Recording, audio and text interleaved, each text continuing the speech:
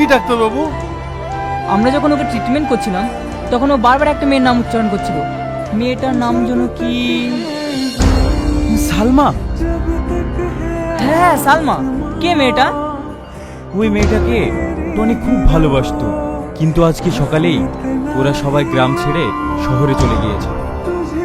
O I C, এবার বুঝতে পেরেছি। তাহলে ওই মেয়েটা চলে যাওয়ার কারণেই আপনার ছেলে শক পেয়ে স্মৃতিশক্তি হারিয়ে ফেলেছে। ডাক্তারবাবু, এর কোনো উপায় নাই? উপায় একটাই, ওই মেয়েটিকে যেভাবেই হোক আপনার ছেলের কাছে ফিরিয়ে নিয়ে আসতে হবে। কিন্তু ডাক্তারবাবু, ওরা কোথায় গেছে না গেছে আমি তো কিছু জানিনি, তাহলে ফিরিয়ে আনবো কিভাবে? এটা ছাড়া কি অন্য কোনো উপায় নেই? হ্যাঁ আছে। ওর প্রেমিকাকে ভোলানোর জন্য আপনার ছেলের বিয়ে দিয়ে দিন, যে সবসময় আপনার ছেলের সেবা যত্ন নেবে। তাহলে হয়তো আপনার ছেলে ঠিক হতে পারে। ডাক্তার তো বলে গেল বিদিয়ার কথা, কিন্তু এই অবস্থা আমার ছেলেকে বিয়ে বা কি করবে?